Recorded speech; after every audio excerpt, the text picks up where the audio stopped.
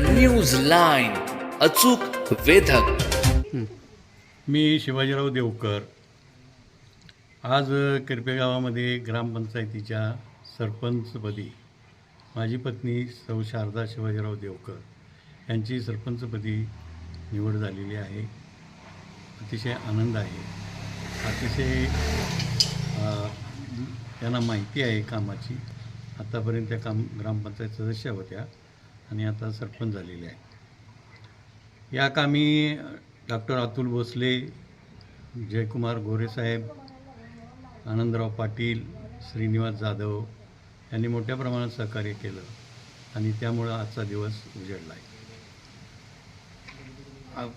त्यांच्या माध्यमातून डॉक्टर अतुल भोसले यांनी आम्हाला आश्वासित केलेलं आहे की तुम्ही भाजपची सत्ता आणा, तुम्हाला पाहिजे ते निधी कमी पडून देणार नाही आणि गावाचा सर्वांगीण विकास करून देण्याकरता आम्ही कटिबद्ध आहोत.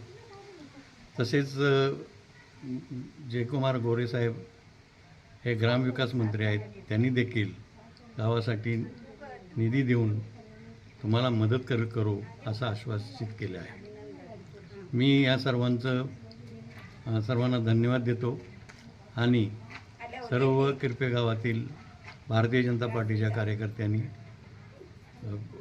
या कामी मदत केलेली आहे आणि हा कार्यक्रम, निवडीचा कार्यक्रम चांगल्या परीने पार पाडण्यासाठी देखील मदत केली. मी शारदा शिवाजीराव देवकर, माझी आज किरपे सरपंचपदी निवड झालेली आहे. ह्या मला थोडीशीच अवधी आहे, पण त्या अवधीचं मी सोनं करेन. गावासाठी स्वच्छ पाणी, जास्तीत जास्त गरज असलेली वस्तू ते करण्याचा प्रयत्न करेन. गावठाण मंजूर करायचं आहे, रस्त्यांची कामं करायची आहेत, लाईटची सोय करायची आहे, जागोजागी आपले कॅमेरे बसवायचे आहेत. जास्तीत जास्त कामं आणि भरपूर निधी आम्हाला म्हणजे माननीय अतुल भोसले, नंतर गोरे, जयकुमार गोरे, श्रीनिवास जाधव, आनंदराव पाटील, नाना, या सर्वांची आम्हाला खूप साथ आहे. त्यांच्या साथीनं मी भरपूर निधी आणायचा प्रयत्न करणार आहे आणि येणार आहे निधी. त्यांनी प्रॉमिस केलेलं आहे की आपली भाजपाची सत्ता आली की आमच्याकडून निधी तुम्हाला भरपूर दिला जाईल आणि आज भाजपाची सत्ता आलेली आहे. किरपे तालुका कराड येथील सरपंच आणि उपसरपंच पदरिक्त झाल्यामुळे सरपंच आणि उपसरपंचाची आपण निवडणूक घेण्याची कारवाई केलेली आहे. त्यामध्ये माननीय तहसीलदार कराड यांच्या आदेशानुसार मी मंडल अधिकारी कोळे आदेशी अधिकारी म्हणून माझी नेमणूक केलेली आहे.